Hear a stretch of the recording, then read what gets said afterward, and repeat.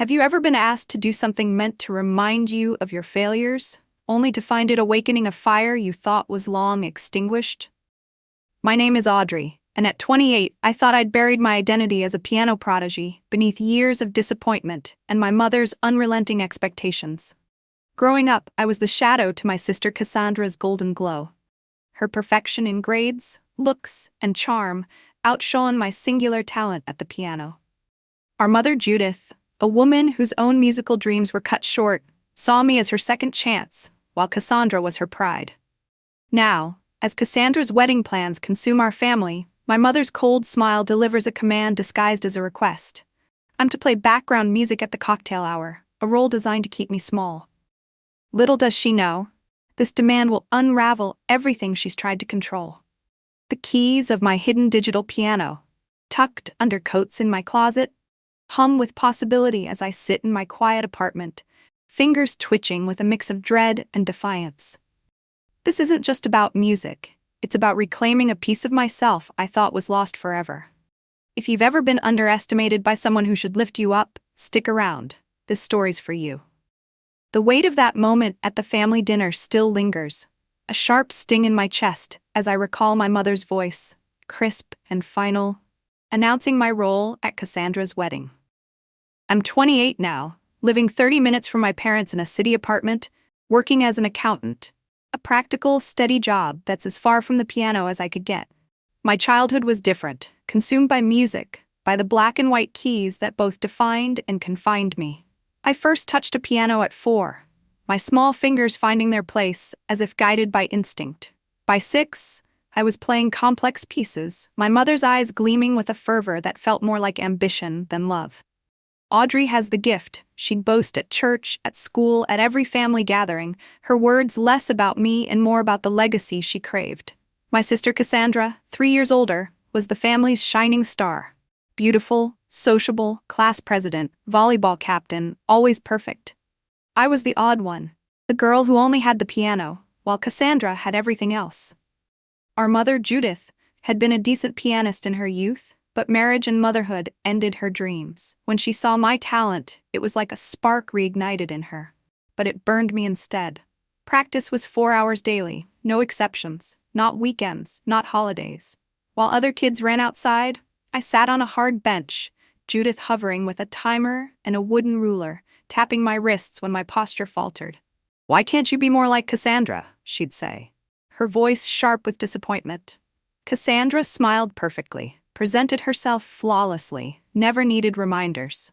My father, George, a corporate attorney, was rarely home, and when he was, he'd retreat to his study, murmuring, "Listen to your mother, Audrey," leaving me to her mercy.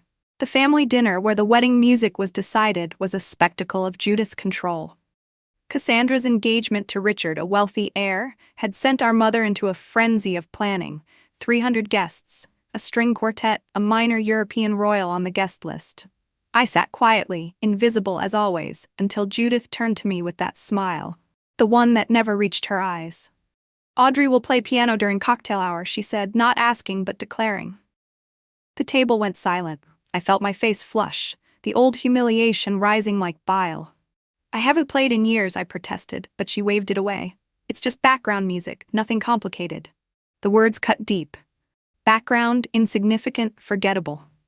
Even Cassandra looked uncomfortable, but said nothing. I wanted to refuse, to walk away, but her manipulation was airtight. Refuse, and I'd prove I was the selfish daughter she always claimed. That night, driving home, my knuckles white on the steering wheel, I felt the old rage simmering. In my apartment, I stood before the closet where my digital piano hid, a secret I kept even from myself most days. I'd play sometimes, late at night with headphones, letting the music be my rebellion against the silence Judith imposed. Now she was pulling me back to the piano, but not to celebrate my talent, to diminish it. I pulled the instrument out, the keys gleaming under my living room light, and sat down. My fingers hesitated, then played a simple C major scale, the notes stirring something I'd tried to forget. This wasn't just about playing at a wedding. It was about whether I could face the girl who once loved music, before it became a weapon. I glanced at the email Judith sent later, a list of bland elevator-style pieces labeled appropriate wedding selections. Unobtrusive, she called it. I pushed it aside, my heart pounding with a dangerous idea. What if I played something else? Something that was mine. As I think back, the seeds of all this were planted early, in those endless hours at the piano that shaped my childhood into something rigid and unforgiving. My talent emerged like a surprise gift, but it quickly became a chain. At 4, my fingers danced across the keys with an ease that astonished everyone, including me. The notes felt like old friends welcoming me home. By 6, I was tackling compositions that tripped up adults, my small hands flying through scales and arpeggios, as if the piano had chosen me. Judith, my mother, lit up like I'd handed her a winning lottery ticket. She'd been a promising pianist once, performing in local recitals and dreaming of concert halls. But life got in the way. Marriage to my father, then us kids, and her aspirations faded into regret. When she spotted my gift, it was as if she'd found her redemption. "This one has the gift," she'd tell anyone who listened, at church potlucks, school events, family barbecues. "Audrey is going to be the concert pianist I always knew we needed in this family." Her words wrapped around me like a too-tight embrace, full of pride but laced with possession. From then on, my days revolved around practice. 4 hours every single day, no breaks for weekends or holidays, no mercy for tired fingers or a wandering mind. I'd watch from the window as neighborhood kids chased each other in the yard, their laughter a distant echo, while I sat on that unforgiving bench. Judith stood behind me, timer in hand, her wooden ruler ready to wrap my wrists if my back slouched or my hands drifted. "Posture, Audrey," she'd snap, her voice a whip crack in the quiet room. The music that started as joy morphed into duty, each note measured against her standards. Meanwhile, Cassandra floated through life like a dream. 3 years older, she was everything I wasn't. Perfect grades, captain of the volleyball team, class president, dating the star quarterback. She had that effortless charm, the kind that made people smile just being near her. Music? She was average at best, but it didn't matter. She excelled where it counted in our mother's eyes. Sociable, rule-following, the daughter who never needed correction. "Why can't you be more like your sister?" became the soundtrack of my youth, Judith's refrain whenever I faltered. Cassandra knows how to present herself. Cassandra doesn't need reminders to smile. It stung every time, widening the gap between us. Cassandra and I shared a room growing up, but even there, the divide grew. Her side neat and decorated with trophies from sports and academics, mine cluttered with sheet music and metronomes. We'd talk sometimes late at night, but her world felt so far from mine. She had friends, parties, freedom, while I had only the piano.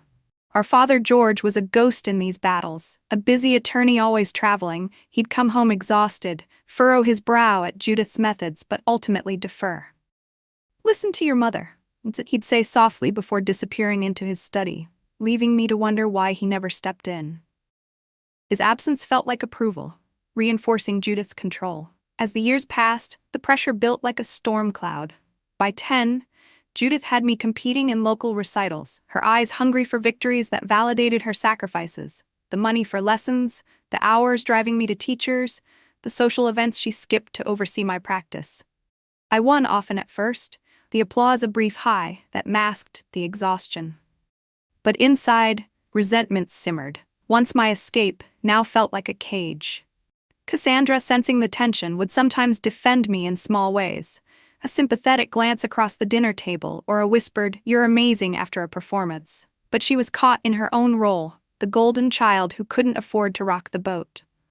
One evening, after a particularly grueling session where Judith criticized every wrong note in a Beethoven sonata, I collapsed in tears. Cassandra slipped into my practice room later, handing me a cookie she'd snuck from the kitchen. "Mom just wants you to be the best," she said.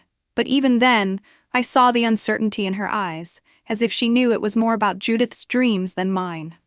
The rift deepened with each comparison, each missed childhood moment. While Cassandra went to sleepovers and school dances, I stayed home, fingers aching from repetition. Judith's fervor turned possessive. She'd review my performances obsessively, pointing out flaws I hadn't noticed, her disappointment a heavy fog. "We've invested so much," she'd say, making me feel like a project rather than a daughter. My father, on rare family vacations, would suggest I take a break, but Judith shut it down. Talent like hers can't be wasted. I began to dread the piano, the keys that once sang to me now echoing with obligation. Yet buried beneath it all, a spark remained. The pure thrill when a piece clicked, when emotion poured through my hands unchecked. But those moments grew rare, overshadowed by the weight of expectation. Looking back, I see how this childhood forged the woman I'd become. Guarded, self-doubting, yet resilient in hidden ways. The wedding demand would crack that shell, but first came the break that shattered everything. The pivotal moment that shattered my world came when I was 16. A buildup of years of pressure exploding in one humiliating silence on stage. I'd qualified for the National Young Pianist competition, something Judith had been grooming me for since I was 10. Her eyes would gleam whenever she mentioned it, calling it our big chance. The weeks before were a nightmare. Practice stretched to 6 hours daily, a strict diet to keep my mind sharp, no friends or distractions allowed.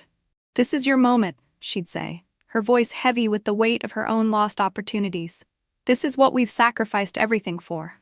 I felt like I was carrying not just my future, but hers too, the burden pressing down until I could barely breathe. On the day of the competition, the auditorium loomed large, bright lights glaring like interrogators, judges in the front row with clipboards and stern expressions. Judith sat nearby, her face a mask of hunger and demand, while Cassandra and my father were in the audience, supportive but distant from the intensity. As I walked on stage, my hands trembled, the black dress Judith chose feeling like a straitjacket. I sat at the grand piano, the keys familiar yet foreign under the spotlight. Rachmaninoff's Piano Concerto No. 3 began. Notes that had flowed effortlessly in practice now stumbling from my fingers like reluctant confessions. Halfway through, my mind blanked. Fingers froze above the keys, the music halting into a void. The silence was deafening, heavier than any wrong note. I stared at my hands, betrayal flooding me as if they belonged to someone else. The judges shifted uncomfortably. Whispers rippled through the crowd. I glanced at Judith, her face twisted in fury and humiliation, and something inside me snapped completely. Without finishing, I stood, bowed mechanically, and walked off, legs numb as the applause, that pitying, sparse kind, followed me. In the car ride home, Judith said nothing, her knuckles white on the steering wheel, the air thick with unspoken rage. When we pulled into the driveway, she finally turned to me, her voice ice cold. "I've wasted 12 years of my life on you." Those words landed like a final chord, echoing in my head as I fled to my room. That night, alone with my tears, I decided I was done. No more piano, no more competitions, no more living for her dreams. Music had become synonymous with failure, with the crushing weight of not being enough. I'd finish high school, go to college for something safe and unartistic, and leave the keys behind forever. And I mostly succeeded. State University, major in accounting, numbers were reliable, emotionless, the opposite of the turbulent world of music. I graduated, landed a job at a mid-sized firm in the city, and built a life of quiet routine. Spreadsheets, deadlines, the occasional date that never went deep, because I kept my walls high. Visits home were infrequent, tense affairs where Judith barely acknowledged my career, instead slipping in comments about wasted potential and throwing away natural gifts. Cassandra, meanwhile, soared. Ivy League graduate, prestigious marketing job where she met Richard, heir to old money with connections that made Judith beam. Their engagement was a triumph for her, the wedding a spectacle she'd orchestrate to perfection. I watched from the edges, my achievements invisible next to Cassandra's glow. "Will you bring anyone to the wedding?" Judith asked once over dinner, her tone implying she knew the answer. "No," I said, my last relationship another victim of my emotional guardedness. "Well, at least we won't have to pay for an extra plate," she replied with that tight smile, turning back to wedding details like seafood towers and floral schemes. What no one knew was my secret in the closet, that digital piano, played only in whispers on bad days, headphones blocking out the world. It was my private rebellion, a reminder of the girl I might have been without the trauma. But I never shared it, especially not with Judith, who'd made it clear that if I wasn't exceptional, I shouldn't bother. As the wedding neared, her demand to play felt like a deliberate jab, pulling me back to that stage failure. Yet, in practicing again, I felt stirrings of the old joy. scales leading to forgotten pieces, my fingers remembering paths I'd tried to erase. The composition began almost accidentally, a melody humming in my head for years, now fleshed out with harmonies that mirrored my journey. Hesitant starts for childhood, stormy builds for the pressure, discordant breaks for the collapse. I poured in new elements too, subtle jazz inflections I'd explored in secret, blending classical roots with personal flair. It wasn't just music, it was therapy, a way to process the years of silence. Friends like Emma, from my prodigy days, encouraged me when I confided. "This could be your comeback," she said over coffee, her eyes wide with excitement. But fear lingered, nightmares of frozen fingers, melting keys, the old panic rising. Still, each session at the piano chipped away at it, revealing a strength I hadn't known. The piece, Return, took shape over weeks, evolving from raw emotion to structured beauty, a narrative in notes that said what words couldn't. Judith's texts checking my progress got vague replies from me. She assumed compliance, but I was forging something defiant. As the wedding loomed, I realized this wasn't revenge, it was reclamation, turning her diminishment into my awakening. 3 months before the wedding, Judith orchestrated a formal family dinner that felt more like a board meeting than a gathering. The dining room transformed with floral arrangements in Cassandra's chosen colors, soft ivories and blushes that screamed elegance. Place cards and calligraphy marked our seats, and Judith had prepared a 5-course meal she downplayed as just a simple family dinner, though the scents of roasted lamb and herbed potatoes suggested otherwise. Cassandra arrived with Richard, both polished after their workdays, his old-money confidence evident in the subtle Rolex peeking from his cuff as he complimented Judith's cooking with the ease of someone accustomed to fine dining. Patricia, Richard's mother, joined us too, a sleek woman in her 60s with silver hair and jewelry that understated its worth, her presence adding a layer of high society scrutiny. We sat around the table, the conversation flowing through wedding details like the string quartet from the symphony, secured for the ceremony and reception start. Over dessert, Judith consulted her binder, announcing the quartet's role with satisfaction. Then, turning to me with that calculated smile, she continued, "And for the cocktail hour, Audrey will provide piano music." The chocolate cake turned to dust in my mouth. I swallowed hard, sure I'd misheard. "Excuse me?" I managed, my voice thin. "You'll play the piano during cocktail hour," she repeated as if it were settled. "It adds a personal touch and saves on extra musicians." The table's eyes shifted to me. Richard politely curious, Patricia intrigued, my father suddenly absorbed in his plate, Cassandra fidgeting slightly. "Mom, I haven't performed in over 10 years, I said, measuring my words. "I don't think that's a good idea." She dismissed it with a wave. "Nonsense, it's like riding a bicycle. Besides, it's just background music while people mingle and drink. Nothing complicated." Background music, the phrase echoed, reducing my past to ambiance, like wallpaper. Richard leaned in. "I didn't know you played piano." Before I could answer, Judith interjected. "Audrey was quite good as a child. She had potential." Past tense casual dismissal. "I actually can't," I pushed back, my voice firmer. "I'm sorry, but I haven't practiced. I'd embarrass everyone." Judith's face hardened, her fork clinking sharply. "After everything we've invested, years of lessons, driving to competitions, thousands on that professor, you can't play a few simple pieces for your sister's wedding?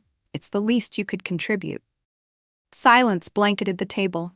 Patricia averted her eyes. Richard sipped water awkwardly.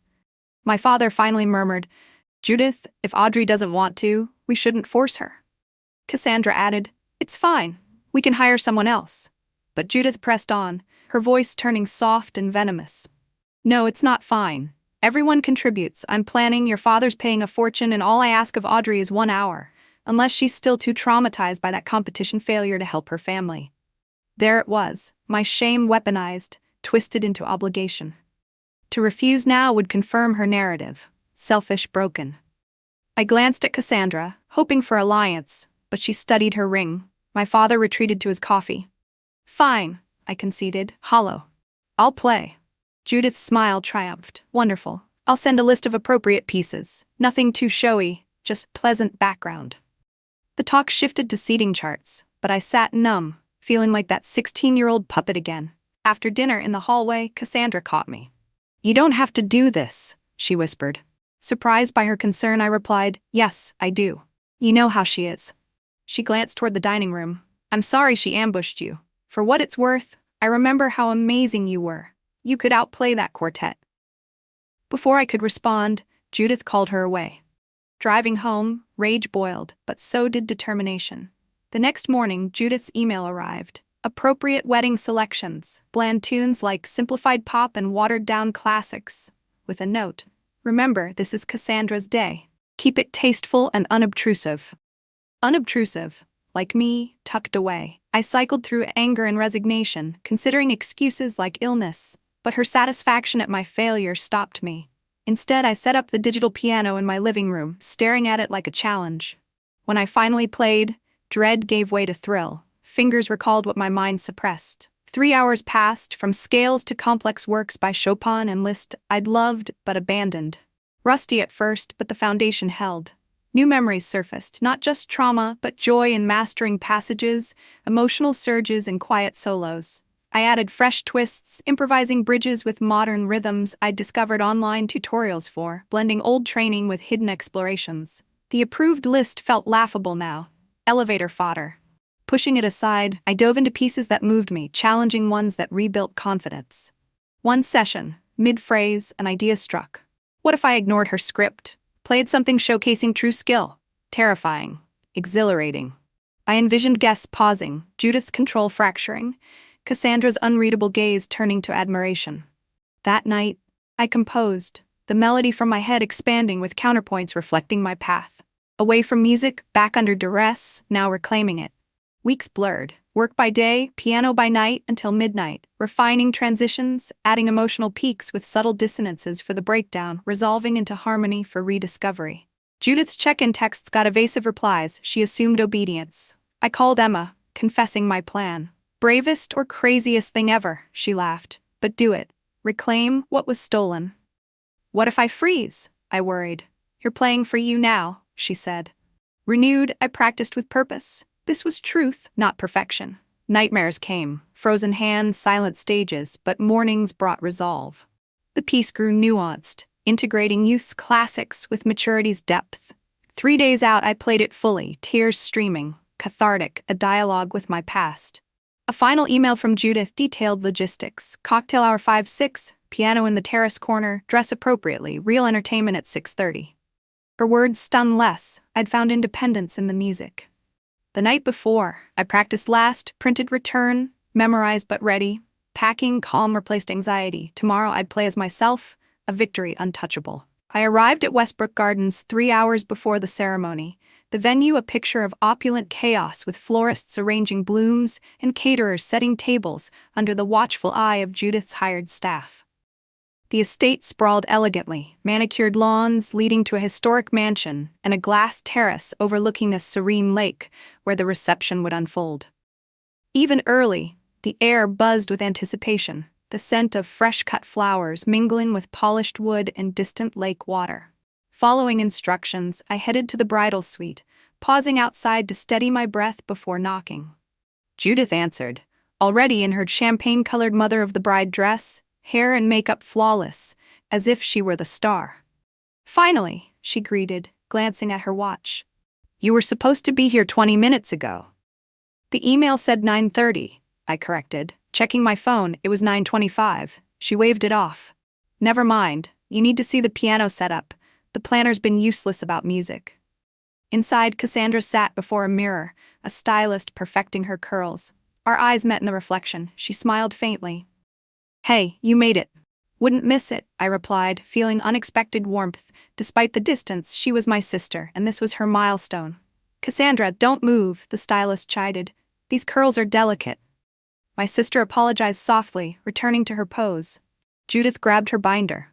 "Come along, Audrey. Let's show you your spot." She led me to the terrace, a stunning space with floor-to-ceiling windows framing the lake, high-top tables being arranged, bar stations prepped. "There," she pointed to a far corner, the baby grand partially obscured by a massive floral display. It was beautiful. A Steinway, no less, but its placement screamed afterthought, meant to blend into the scenery. "Is there a way to move it?" I asked. "It's hidden." Judith frowned. "It's perfect. The music enhances, not dominates. Your ambiance, Audrey, not a concert. As she spoke, a staffer interrupted about the ceremony arch. I'll be right there, she said then to me. Familiarize yourself with the piano. Remember, nothing flashy. Alone, I approached the instrument, lifting the lid. The keys, ivory smooth, action-responsive with a warm tone my digital couldn't match. I placed my sheet music on the stand, sat, and played a few measures of return. The acoustics carried beautifully, notes resonating off glass. A woman in navy approached, listening. That's lovely, not usual wedding fare. Thank you, I said, closing the lid. Just warming up. Bride's friend? Sister, actually. Her brows rose. How wonderful you're sharing your talent, professional pianist? No, accounting. What a shame, you play beautifully. Then Judith's voice. Patricia, there you are. It was Richard's mother, met briefly before. Judith? Patricia nodded. Everything's beautiful. Thank you, we wanted the best for them. Judith glanced at me. I see you've met Audrey. Yes, complimenting her playing. You didn't mention her talent. Judith's smile tightened. Audrey had training as a child. She'll provide light music for cocktail hour. Light music, Patricia echoed, eyeing me anew. I look forward to more. As she left, Judith turned. What was that? Not from my list. Just warming up. Suspicion flickered, but table crises pulled her away. I wandered, finding the string quartet rehearsing. Precise, professional. The first violinist noticed me. Bride's sister? The pianist? I nodded. Your mother mentioned easy pieces for cocktail hour. Easy pieces, the words jabbed. That's right. Don't worry about us. We finish the recessional, then it's yours. Continuing, I neared the bridal suite again, door ajar. Cassandra's voice drifted. I wish Dad stood up more about the guest list, half her mom's friends. My father's reply, you know your mother, this wedding reflects on her. It's supposed to be about Richard and me, Cassandra sighed. Sometimes I feel like a mannequin she's dressing. The parallel to my piano experience hit hard. Had she been scripted too? I knocked. Can I come in? Cassandra flustered briefly. Audrey, yes. My father mumbled about parking and left, squeezing my shoulder. Alone, I said, you look beautiful. Her dress was elegant, makeup natural. Thanks. Set up? I nodded. Piano's beautiful, even cornered. She rolled her eyes. Mom insisted, no distractions from networking. Hesitating, she added, I wanted you for the ceremony, but she booked the quartet. Surprised. You did? Of course, you're the musical one. And you're the perfect one, I blurted. She laughed bitterly. Perfect? I've chased impossible standards forever. Exhausting. Her words bridged years. We both navigated Judith's expectations. I know, I said. Our eyes met, seeing each other anew, not rivals, but survivors. A knock. 15 minutes to position. I should go, I said, reluctant. Audrey, she called. Play something beautiful, real. I will. Promise. Back on the terrace, I passed Judith rearranging flowers. There you are, the coordinator wants timing run-through. I told the sound tech to lower your mic, so no worries about volume. Another minimization. Thanks, I said steadily, anger simmering but resolve firming. Guests would arrive soon. In hours, I'd choose, her script or mine. As I watched her perfect her vision, certainty settled. I'd play return. The ceremony unfolded flawlessly. Cassandra radiant down the aisle on our father's arm, vows exchanged to the quartet's conventional strains. Guests transitioned to the terrace. I headed to the piano. Judith intercepted, straightening my collar. Nothing complicated, people networking. Pleasant atmosphere. I understand. She studied me, sensing something, then, after 30 minutes, quartet joins for dinner. You're done. She moved to greet guests. I sat, adjusted, placed my music, memorized, but there. Cocktail hour began. Champagne trays, mingling, me ignored as planned. I started with a gentle Chopin nocturne, standard and soft. No attention, true background. After 15 minutes, I transitioned to Return's subtle opening, notes tentative like rain. As I played through the first movement of Return, I kept my focus on the keys, the music shifting gradually from those delicate, childlike notes into deeper harmonies that mirrored the complexities of my past. The composition was my story and sound, starting with innocence, building through the pressures that had shaped me, and I let it unfold naturally, without forcing volume or drama at first. Around me, the cocktail hour hummed on, laughter bubbling over clinking glasses, snippets of conversation about the ceremony's beauty, or Richard's family connections floating like background noise to my melody. But slowly, I sensed a change, the ambient chatter softening, a few guests pausing mid-sip to tilt their heads toward the corner. My fingers pressed on, weaving in new layers I'd added during practice, subtle variations inspired by late-night listens to contemporary composers, blending the classical foundation with hints of ambient swells that evoked the emotional fog of my teenage years. Encouraged by the growing quiet, I leaned into the piece, the volume rising organically as the second movement surged into turbulent arpeggios and bold chords, representing the conflict and relentless demands that had nearly broken me. From the edge of my vision, I saw heads turning, cocktails set down on tables as people drifted closer, forming a loose semicircle around the piano. The wedding coordinator whispered urgently to a waiter who hurried off, likely to fetch Judith, whose perfect orchestration was being disrupted. I didn't falter. Immersion took over, my body swaying with the rhythm, hands moving with a fluidity born from weeks of secret dedication. The discord crept in next, fragmented notes echoing my competition collapse, but I infused it with fresh resolve, adding improvised pauses that heightened the tension, making the rebuild feel earned. Like emerging from a storm, the terrace had hushed remarkably, the lake view forgotten as eyes fixed on me. Patricia stood near the front, her expression one of rapt admiration, nodding slightly with the music's ebb and flow. Then Judith appeared, pushing through the crowd, her face a storm of confusion turning to alarm as she realized this wasn't her approved playlist. Our gazes locked briefly, hers flashing with betrayal, mine steady for perhaps the first time in our shared history. I returned to the keys, building to the climax where pain alchemized into strength, fingers dancing across octaves in a cascade that filled the space, resonating off the glass walls like a declaration. Tears pricked my eyes, but I let them fall, the emotion raw and integral to the performance. Vaguely, I noted Cassandra and Richard at the crowd's edge, her hand on his arm, face open with wonder. My father nearby, his usual reserve cracking into something like pride. This was the heart of it, the section I'd refined most, integrating broken motifs into a new whole, authentic and unapologetic. The notes no longer begged for approval, but offered a truth about loss reclaimed, passion twisted then freed. As the final movement resolved, evolving the opening melody with experienced depth, the applause erupted. Not polite, but thunderous, starting from one guest and sweeping the room. I stood shakily, the ovation washing over me like a wave, people approaching with congratulations, questions about the piece's origin. Extraordinary, someone said, pressing a business card into my hand, a gallery owner seeking pianists for events.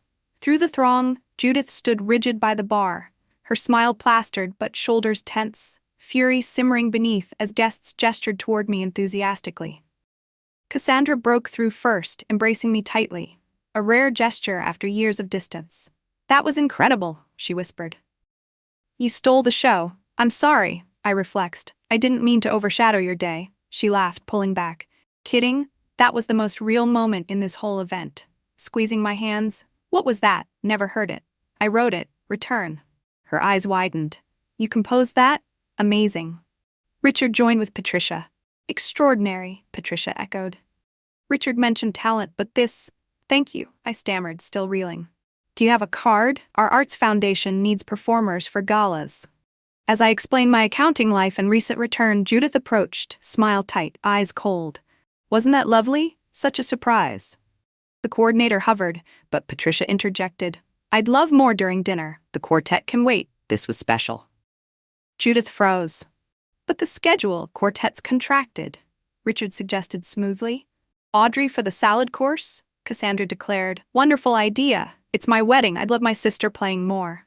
Judith acquiesced stiffly. "Of course, dear." As guests moved to tables, the piano was relocated centrally, quartet adjusting graciously. Vindication bloomed, not just defiance, but reconnection with myself. Judith's attempts to minimize had backfired, her tensions palpable in the air. Yet in that shift, my resolve solidified. This day, meant to confine me, had set me free. The reception continued, congratulations blurring as I prepared for the extended set. Judith circulated, deflecting praise for my playing with nods before redirecting to her details, the flowers, the menu. Near dessert, she cornered me briefly. "What was that?" she hissed low. "I played," I said evenly. "Not what I meant. You upstaged Cassandra. She enjoyed it. She's polite. You ignored instructions, pleasant, not attention-seeking." The old pattern emerged, but I saw through it. You cornered me to humiliate, called it background to remind of failure. She recoiled, unused to pushback. Ridiculous, I gave opportunity. No, you put me in place like always. Is this rebellion, after my sacrifices? I played for me, to remember who I am. Speechless momentarily, she retreated when Cassandra approached. Everything okay? Fine, Judith lied. Audrey's playing was lovely. Cassandra eyed us. Incredible, everyone's talking. Judith patted her. Your day, dear? I've had attention. Happy for Audrey. Judith's face flickered hurt. Wanted perfection. Beautiful, Mom, but Audrey's music felt real. Richard called for the exit. Cassandra whispered, we'll talk soon. Alone with Judith briefly, she deflated. Your father wants to leave. All right, getting home? Fine. My father approached later. Quite something today. Thanks, Dad. Should have intervened more with your mother, the pressure. Tears welled at the admission. Why didn't you? Thought she knew best. Easier to defer. Hard, always disappointing. Never disappointed me, proud, just unsaid. Silence held unspoken years. You're playing alive like before competitions. Felt alive. Don't stop again. As the evening wound down, with guests departing and the venue staff clearing tables under the terrace lights reflecting off the lake, I found myself lingering by the now silent piano, fingers tracing the keys that had unlocked so much in one day. The applause for my extended performance during dinner still echoed in my mind. Guests had insisted on more after the salad course, leading me to improvise variations on return, weaving in lighter motifs inspired by the wedding's joy, like cascading runs that evoke Cassandra's laughter from our rare childhood playtimes. Cards piled in my clutch. A music venue owner, a foundation director, even a composer seeking collaborators. I'd collected more opportunities in hours than in years of accounting drudgery. Judith maintained distance, her smiles to departing guests brittle as she deflected questions about that talented pianist back to the floral arches or custom menu she'd curated. Near the dessert table, as the last dances faded, Judith finally approached, her composure cracking. What exactly was that? She demanded quietly, voice sharp but contained. I played the piano, I replied, calm despite the pulse of old wounds. Isn't that what you wanted? You know that's not what I meant. You deliberately upstaged your sister at her own wedding. Did I? Cassandra seemed to enjoy it. Of course she said that. She's too polite to admit how inappropriate your little performance was. She smoothed her dress, glancing around. I gave you simple instructions. Pleasant background music, nothing showy or attention-seeking. Instead, you turned cocktail hour into your personal concert. The accusations rolled out, rewriting the day to cast me as the villain, the selfish disruptor. But the music had armored me. I saw her tactics clearly now, the way she'd always framed my resistance as ingratitude. Mom, I said softly, you put me in that corner to humiliate me. You called me background music and told everyone I'd play easy pieces. You wanted to remind me and them of my failure. Her eyes widened, unaccustomed to such directness from me. That's ridiculous. I was giving you an opportunity to contribute. No, I shook my head. You were putting me in my place, the same way you've done since I was 16. Is that what this is about? Some delayed teenage rebellion? She scanned for eavesdroppers. After everything I sacrificed for your musical education, this is how you repay me, by embarrassing me in front of everyone. I didn't play to embarrass you, I countered, voice steady. I played for me, because I needed to remember who I am. And who is that exactly? The girl who choked under pressure, who threw away years of training and investment? The barbs were meant to pierce, to drag me back to that frozen stage, but they glanced off. I'm a pianist who stopped playing to please others and started to express myself, and I'm sorry if that doesn't fit your perfect vision of this wedding or our family. She stared, momentarily silenced, this new version of me throwing her off balance. Cassandra joined then, still glowing in her dress. Is everything okay?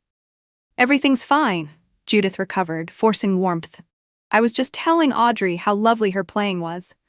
Cassandra looked between us skeptically. Well, I thought it was incredible. Everyone's been talking about it. That's nice, dear, Judith said, patting her arm. But it's your day, you should be the one everyone's talking about. Mom, Cassandra sighed, I've had plenty of attention. I'm happy for Audrey to have some too. A flicker of genuine hurt crossed Judith's face. I only wanted your wedding to be perfect. It was beautiful, Cassandra assured. You did an amazing job with everything, but the best part was Audrey's music. It felt real in a way the rest of this production hasn't. Before Judith could reply, Richard appeared for their grand exit. Cassandra squeezed my hand, whispering, "We'll talk soon." Left with Judith, I braced for more, but she seemed deflated. "Your father wants to leave soon?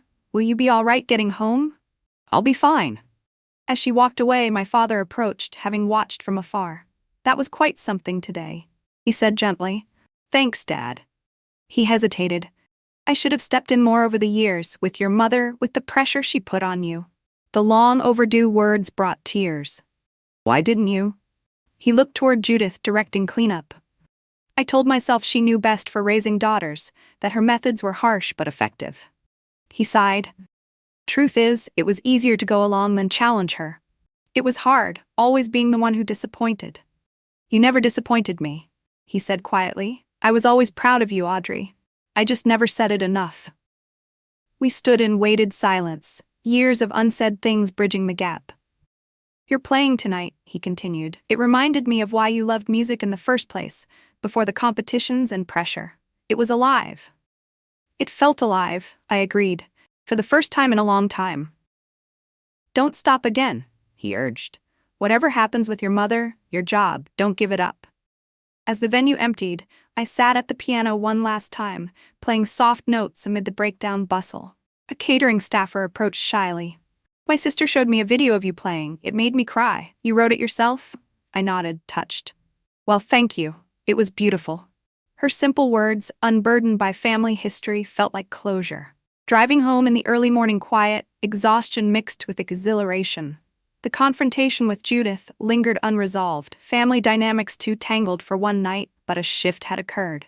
I'd found my voice, musically and personally, a beginning worth embracing. In the following days, limbo settled.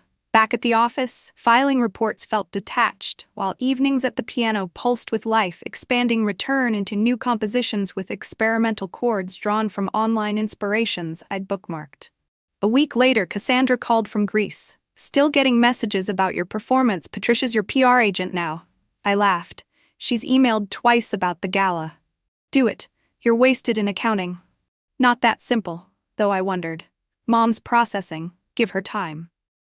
Time I needed too. I started therapy, unpacking music's ties to Judith. "Your wedding performance was reclamation," the therapist noted. "You took back your narrative." "Like breathing after drowning," I admitted. "Now, proceed with music, carefully with Mom." 2 weeks post-wedding, I suggested lunch with Judith at a neutral cafe. She agreed readily, arriving looking smaller, less imposing. "You look well," she said neutrally. "Thanks. How've you been?" "Busy with thank yous. Photos came. A nice one of you at the piano," set it aside. The gesture surprised. "I'd like that." Silence fell, history heavy. "Your father said you've been playing." I nodded. "Every day." "That piece, you wrote it?" "Yes, return." Something softened in her. Impressive, not what I expected. "Mom, I need to ask something," I began at the cafe, choosing words with care. "When you insisted I play at the wedding, was it just about saving on musicians or reminding me of failure?" Her grip tightened on her glass. I braced for denial. "Instead, Lee, I don't know. Maybe both, maybe neither." She met my eyes, vulnerable in a way I'd rarely seen. "When you stopped playing, it felt like rejecting everything I'd given you." "It wasn't about you," I said gently. "It was surviving. Your expectations crushed me." She flinched but didn't deflect. "I wanted you to succeed where I couldn't. Thought pushing made you stronger. It nearly broke me." We sat with that, silence allowing the truth to breathe. "I never understood quitting," she continued. "Such talent." The joy vanished. Music was perfection, your approval not disappointing, wasn't mine anymore. She turned her cup slowly. "And now? Now it's mine again. I play to express, like at the wedding." She took a breath. "Saw Richard's mother at book club. Raved about you. Asked if you had an agent." Competitiveness peeked through. I smiled. "Not looking for one. Just rediscovering love." "Well, Patricia thinks you're wasting talent in accounting." Laughing. "For once we agree." The lunch ended without grand gestures, but it was a start. Honest words exchanged, hurts acknowledged without fresh wounds. Progress, tentative steps to a new dynamic. Over months, therapy helped untangle perfectionism, self-doubt, music's knots with Judith. I accepted Patricia's gala invitation, my first post-wedding public play. Judith attended, stiff but applauding genuinely. I began teaching piano evenings, adults mostly, beginners or returnees, their hope mirroring mine. One student, a retired engineer, shared how he'd abandoned guitar under parental pressure. Our sessions became mutual healing, but incorporating exercises I devised, blending theory with emotional journaling to rebuild confidence. 6 months later, I resigned accounting, leaping to full-time music. Scary, trading stability for passion, but right. Cassandra supported, offering funds I declined. Our bond deepened. At a sister's dinner, she confessed, "Your wedding play showed me I've checked boxes, been perfect, but nothing truly mine like your music." "Never too late," I encouraged. She started painting classes secretly, sharing progress texts with childlike excitement. My father became my champion, front row at performances, pride evident. Knew you'd return after a concert. Judith's path was uneven, slips into criticism like suggesting safer pieces, but moments of connection. Unearthing childhood music books, sharing her pianist stories. "Never as good as you," she admitted once, practicing a challenging etude. Not even close. The revelation humanized her, her pushing from inadequacy, unfulfilled dreams. Understanding didn't erase scars, but enabled forgiveness, for us both. A year on, I released my album, Return title track. Originals expanded with collaborations from gala contacts, adding string arrangements, vocal overlays for depth. Reviews praised, sales modest but affirming.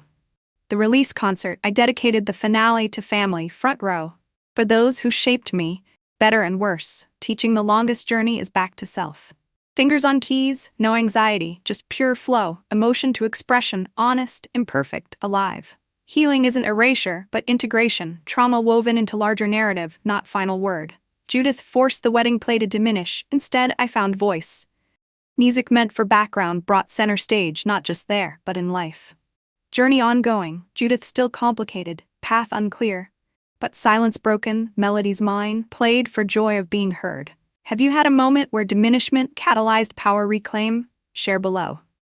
If rediscovering passion after silence resonates, like, subscribe for more transformation stories.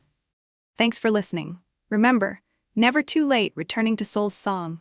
Share with someone needing talent reminder. Till next, keep playing your music, whatever form. Looking back on that transformative year, the sharp edges of old conflicts began to soften, like notes fading gently at the end of a long composition, allowing space for quieter harmonies to emerge. The wedding, once a point of tension, now felt like a distant melody, its echoes blending into the broader rhythm of daily life, where music wove through my routines with a tender persistence. Evenings at the piano stretched longer, fingers exploring subtle variations that spoke of growth, while mornings brought simple joys, coffee steaming as I reviewed student progress, their tentative scales reminding me of my own hesitant return. Cassandra's paintings arrived in photos, colorful and free, her messages carrying a lightness we'd never shared before, as if we'd both stepped out from under the same heavy shadow. Our father called more often, his voice warmer, sharing articles about local concerts or just checking in, bridging the gaps his silence had once widened. And with Judith, the changes came in whispers. A shared tea where she'd listen to a new piece without critique, or a hesitant admission of her own regrets, words unfolding slowly like petals in dawn light. Therapy sessions lingered in my thoughts, guiding me to extend grace, to see her not as the architect of my pain, but as another soul navigating unfulfilled paths. The album's release marked a milestone, its tracks carrying forward the essence of return, yet infused with collaborative warmth that expanded its reach, touching listeners who wrote of their own rediscoveries. As seasons turned, I found peace in the ordinary, walks by the lake reminiscent of the venue, where reflections danced on water, mirroring how far I'd come. Challenges remained, of course, doubts on quiet nights, the pull of old habits, but they no longer drowned the melody. Instead, they added depth, a subtle counterpoint to the joy. In this gentler phase, I learned that true healing whispers rather than declares, fading old hurts into the background as new beginnings take the stage. And so, with each note played, I embraced the ongoing song, a soft assurance that voices once silenced can rise again, harmonious and whole.